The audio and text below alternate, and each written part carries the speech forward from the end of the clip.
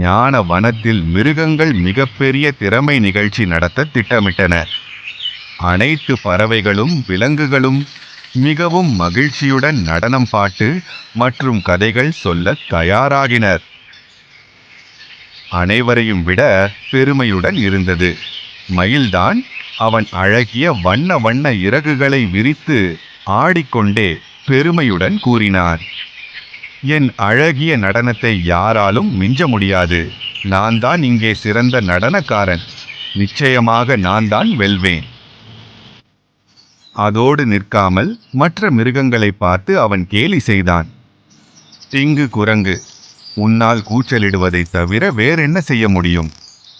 கிளி, நீ சொல்வதை திரும்பச் சொல்லும் ரெக்கார்டு மெஷின் மாதிரிதான். எனக்கு ஈடாக யாரும் இல்லை.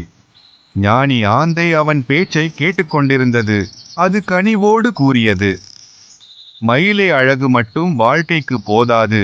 பணிவும் அடக்கமும் இருந்தால் மட்டுமே நீ உண்மையான நட்சத்திரமாக ஒளிர்வாய். ஆனால் மயில் ஆந்தையின் அறிவுரையை பொருட்படுத்தாமல் கண்களை உருட்டினான்.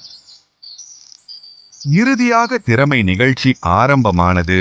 ஒவ்வொரு மிருகமும் தங்களின் திறமைகளை அரங்கேற்றி மற்றவர்களிடமிருந்து பெருமையுடன் பாராட்டுகளை பெற்றன. மயிலின் வரிசை வந்தது. பெருமையுடன் மேடையில் இறங்கி அழகான இறகுகளை விரித்து ஆடிக்கொண்டிருந்த போது அவனது கால்கள் மேடை அலங்காரத்தின் கயிற்றில் சிக்கின. மயில் திடீரென கீழே விழுந்தான். அழகிய இறகுகள் தூசியால் அழுக்கானது. அனைத்து மிருகங்களும் அதிர்ச்சியுடன் அமைதியானார்கள். மயில் வெட்கத்துடன் தலை குனிந்து நின்றார். அப்போது ஞானி ஆந்தை மெதுவாக அருகில் வந்து சொன்னது, அகந்தை முன்னால் சென்றால் அவமானம் பின்னால் வரும். பணிவாக இருந்தால்தான் ஞானம் வளரும்.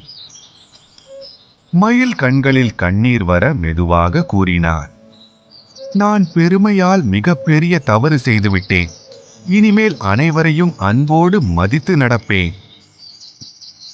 அடுத்த நாள் மயில் அனைத்து மிருகங்களையும் கூப்பிட்டு மனமார்ந்த மன்னிப்பு கேட்டான். இனிமேல் நான் உங்கள் அனைவருடன் நட்புடன் இருந்து பணிவாகவும் அன்பாகவும் இருக்க விரும்புகிறேன். என்னை மன்னியுங்கள். அதற்கு பிறகு மயில் தனது நடனத்தை மற்றவர்களுடன் பகிர்ந்து அவர்களிடம் இருந்து கற்றுக்கொண்டு மற்றவர்களுக்கு உதவியும் அனைவருக்கும் நல்ல நண்பனாக மாறினான். ஞானி ஆந்தை மகிழ்ச்சியுடன் அவன் தலையில் ஒரு சிறிய வெள்ளை இறகை வைத்து கூறியது, இப்போதுதான் நீ உண்மையான நட்சத்திரமாக பிரகாசிக்கிறாய்.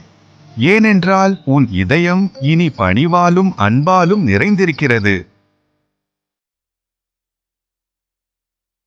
அகந்தை வந்தால் இலச்சையும் வரும். தாழ்ந்த சிந்தையுள்ளவர்களிடத்தில் ஞானம் உண்டு. நீதிமொழிகள் அதிகாரம் 11 வசனம் 2. அகந்தை வந்தால் இலச்சையும் வரும். தாழ்ந்த சிந்தையுள்ளவர்களிடத்தில் ஞானம் உண்டு. நீதிமொழிகள் அதிகாரம் 11 வசனம் 2. ஏசப்பா, உங்களுடைய பரிசுத்த நாமத்திற்கு ஸ்தோத்திரம். அகந்தை வந்தால் இலச்சையும் வரும். தாழ்ந்த சிந்தையுள்ளவர்களிடத்தில் ஞானம் உண்டு. இன்னைக்கு நாங்க கற்றுக்கிட்ட இந்த வசனத்தின்படி அகந்தை எங்களை விட்டு விலக்கி எங்கள் சிந்தையிலும் மனதிலும் தாழ்மையுள்ளவர்களாக இருந்து ஞானத்தையும் அறிவையும் பற்றிட எங்களை ஆசீர்வதியும். இயேசுவின் நாமத்தில் வேண்டிக் கொள்கிறோம். எங்கள் ஜீவனுள்ள நல்ல பிதாவே, ஆமென்.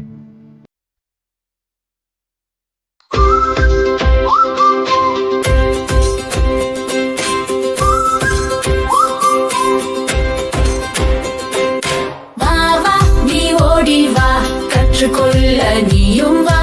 ஞானத்தை கற்றுக்கொள்வோம், புத்தியை கற்றுக்கொள்வோம், அறிவை தேடிக்கொள்வோம், வாழ்க்கையில் உயர்வோம்.